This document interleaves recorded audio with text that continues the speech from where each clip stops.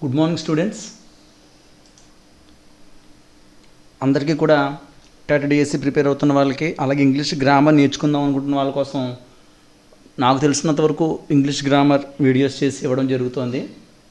మీరు కూడా మీ ఫ్రెండ్స్ అందరికీ చెప్పి నా ఛానల్ సబ్స్క్రైబ్ చేసుకునేలా చేసినట్లయితే నాకు అది ఎంకరేజ్మెంట్గా ఉంటుంది. ఈరోజు మన క్లాస్లో క్లాజెస్ టైప్స్ చెప్పబోతున్నాను. ఇంతకుముందు మనం ఫ్రేజెస్ గురించి నేర్చుకున్నాం. క్లాజ్ అనేది కూడా సెంటెన్స్లో ఒక భాగం. ఓకే, క్లాజెస్లో చాలా రకాలు ఉన్నాయి. అది కూడా మనం ఇంతకు ముందు క్లాస్లో చెప్పుకున్నాం. డిపెండెంట్ క్లాజ్, ఇండిపెండెంట్ క్లాజ్ అంటే ఏంటో చెప్పుకున్నాం. ఆ రెండు కాక ఆ ఇండిపెండెంట్ క్లాజ్, డిపెండెంట్ క్లాజ్లో ఏదైతే డిపెండెంట్ క్లాజ్ ఉందో, సబార్డినేట్ క్లాజ్ ఉందో, అందులో మరలా 3 రకాలు ఉన్నాయి. అవి ఏంటంటే noun clause, adverbial clause, యాడ్జెక్టివల్ clause. ఇవి 3 రకాలు. ఇందులో యాడ్జెక్టివల్ క్లాజ్ అన్న రిలేటివ్ క్లాజ్ అన్న ఆల్మోస్ట్ ఒకటే, కాబట్టి ఆ రెండు ఒకే చోట మనకి కనబడతాయి. ఇక నౌన్, యాడ్వర్బియల్ క్లాజ్ అంటే ఏంటి, యాడ్జెక్టివల్ క్లాజ్ అంటే ఏంటి, 3 క్లాజెస్ గురించి మనం ఒకసారి నేర్చుకుందాం. ఇంకా 4వది కూడా ఉంది, ఇఫ్ క్లాజ్, కండిషనల్ క్లాజ్ అంటారు దాన్ని. ఇది వేరే క్లాస్లో చెప్తాను, అంటే మనకు లెంగ్త్ ఎక్కువైపోతుంది, అందుచేత వేరే క్లాస్లో చెప్పడం జరుగుతుంది. ఓకేనమ్మా. ఇప్పుడు ఈ క్లాజెస్ అంటే ఏంటో ఆల్రెడీ మనకు తెలుసు కాబట్టి డైరెక్ట్గా నేను మనకి టాపిక్లోకి వెళ్ళిపోతున్నాను. ఫస్ట్ రిలేటివ్ క్లాజ్ అంటే ఏంటి అసలు? రిలేటివ్ క్లాజ్ ఏంటంటే అక్కడ ఒక సెంటెన్స్ ఇచ్చిన ఎగ్జాంపుల్ చూడండి. I saw the man who scolded you yesterday. నిన్న ఒకటి నేను తిట్టాడు కదా, వాడిని నేను ఈరోజు చూశాను. తర్వాత ఈరోజు నిన్న మొత్తమే చూశాను, నేను తిట్టినవాడిని నేను చూశాను. సో ఒకే వ్యక్తి గురించి నేను 2 వాక్యాలు చెప్తున్నాను అక్కడ. నేను చూసినవాడు, నేను తిట్టినవాడు ఒకటే. అలాంటి వాక్యాలు చెప్పాలంటే రిలేటివ్ క్లాజ్ వాడతాము. గుర్తుపెట్టుకోండి, ఇది వాడాలంటే హూ, విచ్, హూమ్, హూస్ లాంటి ప్రొనౌన్స్ వాడతాము. ఇంకా వెన్, వేర్ కూడా మనం వాడుతూ ఉంటాము కంజంక్షన్స్ని. ఓకే, ఇవన్నీ వాడినప్పుడు మనకు రిలేటివ్ క్లాజ్ అనేది తయారవుతుంది. అంటే ఒకటే అయినప్పుడు. ఓకే, అంటే నువ్వు వచ్చిన ప్లేస్, నేను వెళ్ళిన ప్లేస్ ఒకటే అనుకోండి, అక్కడ రిలేటివ్ క్లాజ్ వాడతాము. అలాగే నేను ఒక పెన్ నీకు ఇచ్చాను, నువ్వు దాన్ని పాడేసావు, 2 ఒకటే. నేను ఇచ్చిన పెన్ నువ్వు పాడేసింది ఒకటే, అలాంటప్పుడు రిలేటివ్ క్లాజ్ వాడతాం. అలాగే నేను తిట్టినవాడు, నేను వాడిని చూసాను, ఇద్దరు ఒకటే, అలాంటప్పుడు రిలేటివ్ క్లాజ్ వాడుతున్నాను ఇక్కడ. కాబట్టి ఇక్కడ ఎక్కడ రిలేటివ్ క్లాజ్ రావాలంటే యాక్చువల్గాను I saw the man who పక్కనే వచ్చింది చూడండి, ఆ మ్యాన్ పక్కనే హూ రావాలి. అలా వస్తేనే కరెక్ట్ అవుతుంది రిలేటివ్ క్లాజ్ అనేది.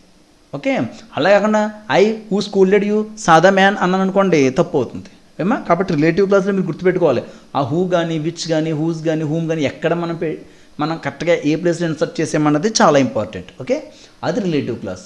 ఇక రిలేటివ్ క్లాస్లో ఎగ్జాంపుల్ ఇస్తున్నాను చూడండి. ఇంకొక example, the man whom you saw yesterday is my cousin.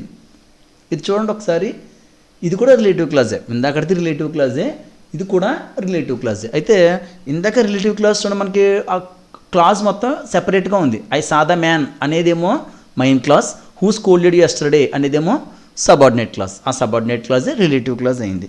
ఇక్కడికి వచ్చేసరికి ఇక్కడ విచిత్రంగా మెయిన్ క్లాజ్ని 2 కింద డివైడ్ చేసి మధ్యలోకి సబార్డినేట్ క్లాజ్ రావడం జరిగింది. చూడండి, హూమ్ యూ సా ఎస్టర్డే, నేను ఎవరినైతే నువ్వు చూసావో వాడు మా కజిన్. నిన్న ఒకరిని కలిసావు నువ్వు కలిసావు, ఆ కలిసిన వాడు ఎవరు? మా కజిన్ అని చెప్తున్నాను. మీకు అర్థమైంది అనుకుంటున్నాను నేను. అంటే ఏంటనమాట, ఒకే మనిషి గురించి నేను ఇక్కడ చెప్తున్నాను. ఎవరినైతే నువ్వు కలిసావో వాడు మా కజిన్ అని నేను చెప్తున్నాను. అందులో హూమ్ యూ సా ఎస్టర్డే అనేది subordinate clause. The man is my cousin అని ఉంది కదా అక్కడ, the man is my cousin అనేది మెయిన్ క్లాజ్ అవుతుంది. The man is my cousin అనేది మెయిన్ క్లాజ్ అవుతుంది. Okay, so the man is my cousin అన్నప్పుడు సెంటెన్స్ కంప్లీట్ మీనింగ్ వచ్చింది. కానీ హూమ్ యూ సా ఎస్టర్డే అనేది కంప్లీట్ మీనింగ్ రాలేదు, కాబట్టి దాన్ని సబార్డినేట్ క్లాజ్ అన్నాను. అయితే అదే ఆ మ్యాన్ కాబట్టి వాడి పక్కనే హూమ్ యూ సా ఎస్టర్డే అని పెట్టాను. Okay, next sentence.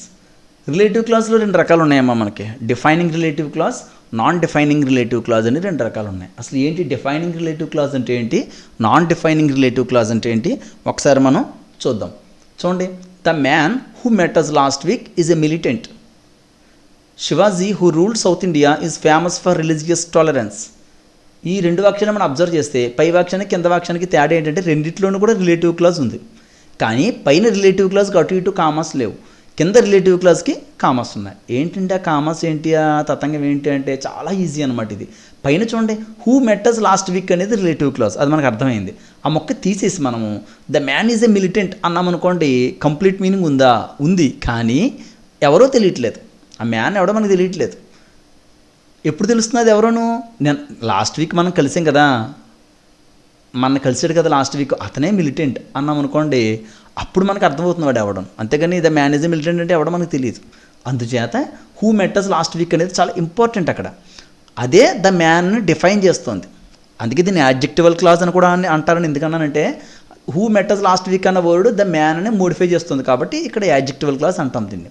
సరే, ఇంతకీ who met us last week కనుక తీసేస్తే సెంటెన్స్లో సబ్జెక్టు ఎవరన్నది మనకు తెలియట్లేదు, అంటే వాడు ఎవరన్నది మనకు తెలియదు. అదే కింద సెంటెన్స్ చూడండి, Shivaji who rule south India is famous for religious tolerance అని ఇచ్చాను. అందులో హూ రూల్ సౌత్ ఇండియా అనేది రిలేటివ్ క్లాస్, మనకు అర్థమైంది. ఒకవేళ క్లాజ్ని తీసేసాను పక్కకి, Shivaji is famous for religious tolerance అన్నాను, అప్పుడు కూడా మీకు అర్థమైపోతుంది. ఎందుకంటే శివాజీ అనగానే ఎవరు, అక్బర్ అనగానే ఎవరు, ఇవన్నీ మీకు అర్థమైపోతాయి ఈజీగా. అలాంటప్పుడు నేను వేరేగా ఆ లోపల హూ రూల్డ్ సౌత్ ఇండియా అన్న క్లాస్ పెట్టకపోయినా పర్వాలేదు, కానీ క్లాస్ ఎందుకు పెట్టాను అనమాట, అక్కడ జస్ట్ ఎడిషనల్ ఇన్ఫర్మేషన్ ఇచ్చాను నేను అంతే. ఎవరికైనా గమ్ముని తెలియదేమో, లేదా మర్చిపోతారేమో, లేదా నాకు తెలుసు కాబట్టి ఈ విధంగా ఒక ఎడిషనల్ ఇన్ఫర్మేషన్ నేను ఇవ్వడం జరిగింది. కాబట్టి హూ రూల్డ్ సౌత్ ఇండియా అనేది ఎడిషనల్ ఇన్ఫర్మేషన్. అంటే మనం రిలేటివ్ క్లాజెస్ని 2 రకాలుగా చేస్తాము. ఒకటి పైన ఇచ్చినట్టుగా కంపల్సరీ ఇవ్వాల్సిన ఇన్ఫర్మేషన్ ఇస్తాము, అది ఇవ్వకపోతే వాడు ఎవరో తెలియదు. రెండోది ఎడిషనల్ ఇన్ఫర్మేషన్, అది ఇవ్వకపోయినా తెలుస్తుంది కానీ ఇస్తున్నాము, ఇది ఎడిషనల్ ఇన్ఫర్మేషన్. ఇలా ఇచ్చినప్పుడు ఏమవుతుందంటే పైన మనం ఖచ్చితంగా ఇచ్చిన ఇన్ఫర్మేషన్ ఏమో డిఫైన్ చేస్తుంది కాబట్టి డిఫైనింగ్ రిలేటివ్ క్లాజ్ అంటారు, గుర్తుపెట్టుకోండి. ఎందుకంటే ఆ రిలేటివ్ క్లాజే డిఫైన్ చేస్తుంది కాబట్టి దాన్ని డిఫైనింగ్ రిలేటివ్ క్లాజ్ అంటారు. కింద ఇచ్చింది ఎడిషనల్ ఇన్ఫర్మేషన్ కాబట్టి నాన్ డిఫైనింగ్ రిలేటివ్ క్లాజ్ అంటారు. మీరు ఎప్పుడైనా relative clause non defining relative clause కనుక రాస్తే కామాస్ ఉండాలి, డిఫైనింగ్ రిలేటివ్ క్లాజ్ రాస్తే కామాస్ ఉండక్కర్లేదు. ఓకే, మీరు నోట్స్ పెట్టుకుని రాసుకుంటూ ఉండండి. నేను ఎప్పుడు చెప్తూ ఉంటాను కదా, ఒక నోట్స్ ఉండాలి, దాంట్లో మీరు నోట్ చేసుకుంటూ ఉండాలి, తర్వాత వెరిఫై చేసుకుంటూ ఉండాలి. Okay, next, Kanyakumari which is surrounded by water on 3 sides is famous tourist spot in India. Kanyakumari అందులో which is surrounded by water on 3 sides అనేది రిలేటివ్ క్లాస్, మనకు అర్థమవుతుంది, విచ్తో కలిపాను నేను. మిగతాది Kanyakumari is a famous tourist spot in India అనేది main clause. So ఇందులో సబార్డినేట్ క్లాజ్ ఏదైతే ఉందో అది తీసేసాం అనుకోండి, Kanyakumari is a famous tourist spot in India అన్నాను అనుకోండి, మీకు అర్థమైపోతుంది, కరెక్ట్ సెంటెన్స్ అంటారు మీరు కదమ్మా, కరెక్ట్ సెంటెన్స్ అంటారు. ఎందుకంటారు, కన్యాకుమారి అనేది ఫేమస్ టూరిస్ట్ స్పాట్ అని మనందరికీ తెలిసిన ప్రాంతం అది, అందుచేత వెరీ గుడ్ అని మీరు చెప్తారు కదా, ఒప్పుకుంటారు కదా. సరే, the place where he was born is now ruined. కింద సెంటెన్స్ చూడండి ఒకసారి, the place where he was born is now ruined అన్నాను. అంటే ఏంటి, అతను ఎక్కడైతే జన్మించాడో అది ఇప్పుడు ఆ ప్రదేశం అంతా కూడా నాశనం అయిపోయింది అని నేను చెప్తున్నాను. అందులో the place is now ruined అన్నాను అనుకోండి, ఏ ప్లేస్ అని అడుగుతారు మీరు, మనకు తెలియదు అది ఏంటోను. అదే అతను పుట్టిన చోటు అన్నాను అనుకోండి, ఓకే అర్థమైంది కొంతవరకు. అంటే ఆ మధ్యలో ఇచ్చినటువంటి క్లాజ్ ఏదైతే ఉందో ఆ సబార్డినేట్ క్లాజ్ లేకపోతే మెయిన్ క్లాజ్ కంప్లీట్ అవ్వలేదు, కాబట్టి ఈ సబార్డినేట్ క్లాజ్ డిఫైనింగ్ అనమాట. దీన్ని డిఫైనింగ్ రిలేటివ్ క్లాజ్ అంటారు. పైన ఇచ్చింది ఏమవుతుంది, కామాస్ ఉన్నాయి కాబట్టి నాన్ డిఫైనింగ్ రిలేటివ్ క్లాజ్ అవుతుంది. ఓకేనా, ఈ విధంగా డిఫైనింగ్ రిలేటివ్ క్లాజ్ అంటే ఏంటి, నాన్ డిఫైనింగ్ రిలేటివ్ క్లాజ్ అంటే జస్ట్ మీకు ఎగ్జాంపుల్స్ ఇవ్వడం జరిగింది. మీకు ఏదైనా డౌట్స్ ఉన్నప్పుడు మీరు కామెంట్ ఏరియాలో కనుక ఇచ్చినట్లయితే నేను వాటికి రిప్లై ఇవ్వడం జరుగుతుందమ్మా. అంటే ఎంతకన్నా ఎక్కువ ఎగ్జాంపుల్స్ ఇవ్వాలన్నా మనకు సమయభావం వల్ల ఇవ్వలేకపోతున్నాను. ఓకే, ఇప్పుడు మనం ఒకసారి ప్రాక్టీస్లోకి వెళ్దాము. రిలేటివ్ క్లాజ్కి సంబంధించి John played well he won the game. John played well he won the game. ఈ రెండింటిని కలిపి రాయమంటున్నాను నేను. ఎలా కలుపుతానో చూడండి, John comma who played well. మనం హూతో కలపాలి రిలేటివ్ క్లాజ్ అంటే మీకు తెలుసు. So John played well who won the game అనడం తప్పు అవుతుంది. ఎందుకు అవుతుంది, John played well who won the game అంటే హూ అనేది జాన్ అన్న విషయం జాన్ పక్కన వస్తేనే సెంటెన్స్ అందంగా ఉంటుంది. ఓకే, అందుచేత జాన్ పక్కనే హూ రావాలి. John who played well won the game. దీన్ని ఇంకో రకంగా రాయొచ్చు, John who won the game played well అని కూడా అనొచ్చు. అప్పుడు గ్రామాటికల్గా రైట్ అవుతుంది సెంటెన్స్, కానీ మీనింగ్ఫుల్గా కనబడుతుంది. ఓకే, ఎందుకంటే బాగా ఆడినవాడు గెలిచాడు అన్నదానికి గెలిచినవాడు బాగా ఆడాడు అన్నదానికి తేడా ఉంటుంది కదా. So John who played well won the game అంటే అది నీట్గా ఉంటుంది కాబట్టి అలాగే రాయండి. ఓకే, అందులో హూ ప్లేడ్ వెల్ అనేది రాసినప్పుడు మనం టెన్స్కి సంబంధం లేదు, ఏ టెన్స్ ఉంటే ఆ టెన్స్లోనే రాస్తాం. ప్రజెంట్ టెన్స్ ఇస్తే ప్రజెంట్లో రాస్తాము, పాస్ట్ ఇస్తే పాస్ట్లో రాస్తాము, ఏది మారదు. కామా పెట్టాలా పెట్టకూడదా అన్నది మన ఇష్టం. సాధారణంగా నేమ్స్ ప్రాపర్ నౌన్స్ ఏ వచ్చినా కూడా కామా పెట్టేయచ్చు, ఎందుకంటే ప్రాపర్ నౌన్స్ అవతల వ్యక్తి ఎవరో మనకు తెలిసిపోతారు ఆ సందర్భంలో. మీరు గేమ్ చూస్తున్నారు, గేమ్ చూస్తూ జాన్ గెలిచాడు రానగానే ఆ గేమ్లో జాన్ మనకు అర్థమైపోతుంది, అంతే కదా. ఏ జాన్ అని అడగం, ఎందుకంటే మనం అక్కడ గేమ్ దగ్గర ఉన్నామని అనుకోవాలి. Okay, so John won the game అంటే అర్థమైపోతుంది కాబట్టి హూ ప్లేడ్ వెల్ అనేది ఎడిషనల్ ఇన్ఫర్మేషన్ కాబట్టి దీన్ని ఏమంటాం, నాన్ డిఫైనింగ్ రిలేటివ్ క్లాజ్ అంటాం. ఇంకొక example, you gave a book it was స్టోన్. నువ్వు నాకు ఒక బుక్ ఇచ్చావు, అది చిరిగిపోయింది. Okay, you gave me a book it was స్టోన్ అన్నాను. ఈ రెండింటిని మనం ఎలాగా యాడ్ చేస్తాము ఒకసారి చూద్దాం. You gave me a book which was స్టోన్ అని కలిపేస్తే సరిపోతుంది, అదొక రకం. లేదా the book which you gave me was stone, ఇక్కడ విచ్ తీసేసుకొని సార్లు the book you gave me was స్టోన్ అని కూడా రాస్తూ ఉంటాం మనం, అంటే విచ్ ఉన్నట్టు ఊహించుకోవాలి అప్పుడు.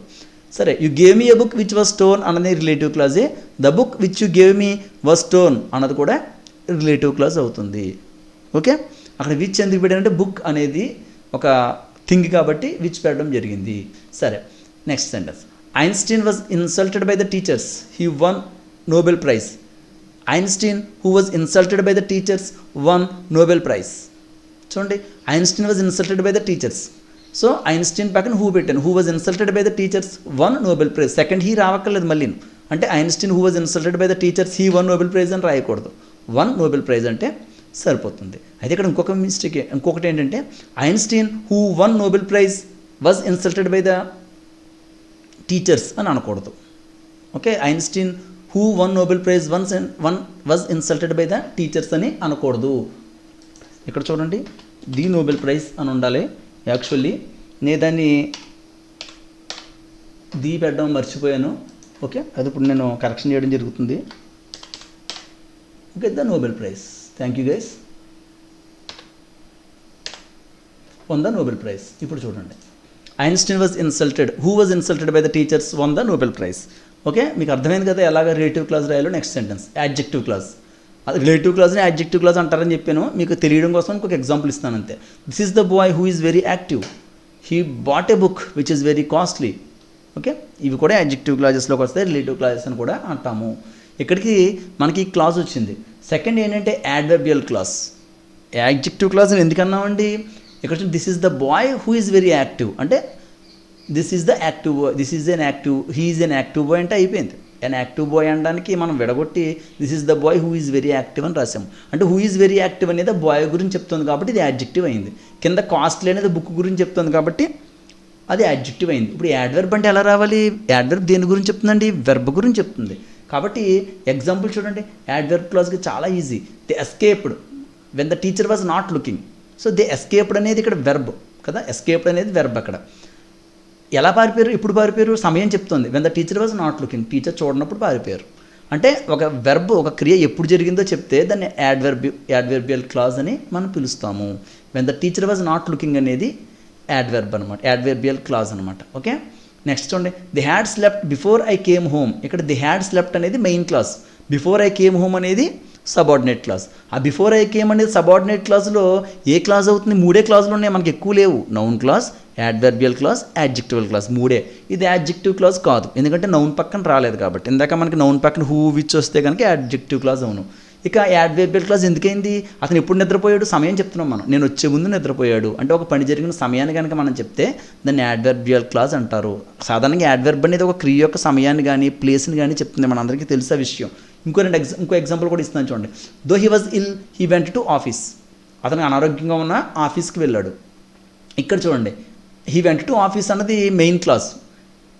దో హీ వాజ్ ఇల్, అనారోగ్యంగా ఉన్నా వెళ్ళాడు అంటే అతను వెళ్ళడం యొక్క కారణాన్ని చెప్తున్నాను, అంటే ఎక్సెప్షన్ ఇక్కడ యాక్చువల్గా రిజల్ట్కి ఎక్సెప్షన్ ఇస్తున్నాను కాబట్టి అది కూడా యాడ్వర్బియల్ క్లాజ్ అవుతుంది. సాధారణంగా దో కానీ యాజ్ కానీ సిన్స్ కానీ బికాస్ కానీ ఏది వచ్చినా కూడా దాన్ని యాడ్వర్బియల్ క్లాజ్ అని అంటాం మనం. ఇది గుర్తుపెట్టేసుకోండి అంతే. ఓకే, ఇఫ్ వచ్చినా కూడా అన్లెస్ వచ్చినా ఇవన్నీ యాడ్వర్బియల్ క్లాజెస్ అవుతాయి దాదాపుగా. కేవలం రిలేటివ్ క్లాజెస్ మాత్రం యాడ్జెక్టివ్ క్లాజెస్ అవుతాయి. ఇంకా నౌన్ క్లాజ్ చాలా ఈజీ, దీని తర్వాత చెప్పబోతున్నాను నేను. సెకండ్ సెంటెన్స్ చూడండి, as I'm hungry I ate all cookies. నాకు ఆకలిగా ఉండడం వల్ల అన్ని కుకీస్ తినేయడం జరిగింది. ఇందులో యాజ్ ఐఎమ్ హంగ్రీ అనేది రీజన్ చెప్తున్నాను, ఒక వెర్బ్కి రీజన్, నేను ఎందుకు తిన్నానన్న రీజన్ చెప్తున్నాను కాబట్టి ఇది కూడా యాడ్వర్బియల్ క్లాజ్ అయ్యింది. ఓకే, సో ఇవి సరిపోతాయి యాడ్వర్బియల్ క్లాజ్ ఎగ్జాంపుల్స్. మీకు ఏమైనా డౌట్స్ ఉన్నట్టయితే చెప్పండి. నెక్స్ట్ చూడండి, నౌన్ క్లాజ్ ఎలా రాయాలో చెప్తున్నాను. ఏదైతే ఇప్పటివరకు మనం చెప్పుకున్న రెండు క్లాజెస్ ఉన్నాయి, రిలేటివ్ క్లాజ్ కానీ యాడ్వర్బియల్ క్లాజ్ కానీ ఉన్నాయి. ఈ రెండు కానిది ఏదైనా ఉంటే అది నౌన్ క్లాజ్ అంతే, ఇంకా దానికన్నా ఎక్కువ ఆలోచించాల్సిన అవసరం లేదు. ఉన్నవే మూడు కదండి, కాబట్టి అది నౌన్ క్లాజ్ అవుతుంది. ఇక మరి ఇంకో క్లాజ్ ఉంది కదా, అదేంటంటే అది ఇఫ్ క్లాజ్ ఒకటి ఉంది, కండిషనల్. అదేంటంటే అది మనకు అర్థమవుతుంది, ఏ సెంటెన్స్లో ఇఫ్ ఉంటే దాన్ని ఇఫ్ క్లాజ్ అంటాము. అంతకనే ఉంది, చూద్దాం ఒకసారి. ఇప్పుడు నౌన్ క్లాజ్ చూడండి, ఇందాక అన్లెస్ కూడా చెప్పాను. ఇక్కడ అన్లెస్ అనేది ఏ క్లాజ్ అవుతుంది అన్నప్పుడు అది ఇఫ్ క్లాజ్తో పాటు కండిషనల్లోకే వెళ్ళిపోతుంది అన్లెస్ కూడాను, అదొకటి గుర్తుపెట్టుకోండి. థర్డ్ ఏంటంటే మనం నిన్నటి క్లాస్లో చెప్పుకున్నప్పుడు క్లాజెస్ సాధారణంగా ప్రతి సెంటెన్స్లోనూ ఒక మెయిన్ క్లాజ్, ఒక సబార్డినేట్ క్లాజ్ కానీ రెండు మెయిన్ క్లాజెస్ కానీ ఉంటాయని చెప్పుకున్నాం. అయితే కొన్నిసార్లు ఒక మెయిన్ క్లాజ్ ఉండి 2-3 సబార్డినేట్ క్లాజెస్ కూడా ఉండొచ్చు. అయితే మన డిఎస్సి వరకు సంబంధించి అంత డెప్త్ క్వశ్చన్స్ అడగట్లేదు కాబట్టి నేను మీకు అర్థం కావడం కోసం అలా చెప్పడం జరిగింది. ఓకే, సరే ఇప్పుడు నౌన్ క్లాజ్ చూద్దాము. నౌన్ క్లాజ్ చూడండి, గివ్ హిమ్ ద చాక్లెట్ అన్నాను, ఇది ఒక sentence. Give him the chocolate అన్న దాంట్లో ద చాక్లెట్ అనేది ఒక నౌన్, మనకు తెలిసే విషయం. అది ఆబ్జెక్ట్ కింద వాడాను నేను. ఆ చాక్లెట్ ప్లేస్లో నేను ఏం పెడుతున్నానంటే give him what he want అన్నాను. వాడికి కావాల్సిన చాక్లెటే, కానీ నేను చాక్లెట్ అనకుండా give him what he want అన్నాను. ఓకే, ఇక్కడ చిన్న observation, give him what he wants, ఇది బాగుంది. Give him what he wants అన్నాను అంటే ఇక్కడ నేను ఏం చేశాను, చాక్లెట్ ప్లేస్లో వాట్ హీ వాంట్స్ అన్నాను కాబట్టి అది నౌన్ క్లాజ్ అయింది. అంటే ఒక నౌన్ ప్లేస్లో వచ్చిన క్లాజ్ని నౌన్ క్లాజ్ అని మనం పిలుస్తాం అనమాట. ఓకే, ఇది గుర్తుపెట్టుకోండి. ఇంకో ఎగ్జాంపుల్ చూడండి. ఈ నౌన్ క్లాజ్ సాధారణంగా ఒక సెంటెన్స్ సబ్జెక్ట్ కింద కానీ ఆబ్జెక్ట్ కింద కానీ వస్తూ ఉంటుంది. ఇది చూడండి, కాంప్లిమెంట్ కూడా అవ్వచ్చు. You know that I'm a student అన్నాను. సో ఇక్కడ కాంప్లిమెంట్ సెంటెన్స్కి దట్ ఐఎమ్ ఏ స్టూడెంట్, నేను ఒక స్టూడెంట్ అని నీకు తెలుసు కదా. So that I'm a student అనేది నౌన్ క్లాజ్. ఇంకా మీకు కన్ఫ్యూజన్ అయితే ఇది యాడ్జెక్టివ్ క్లాజ్ కాదు కదండి, యాడ్వర్బ్ క్లాజ్ కాదు, కాబట్టి ఇక్కడ నౌన్ క్లాజ్ అలా అనుకుంటే సరిపోతుంది. I can't understand why he escaped, అతను ఎందుకు ఎస్కేప్ అయ్యాడో నాకు అర్థం కాలేదు. ఐ కాంట్ అండర్స్టాండ్, ఏం అర్థం కాలేదు, వై హీ ఎస్కేప్డ్.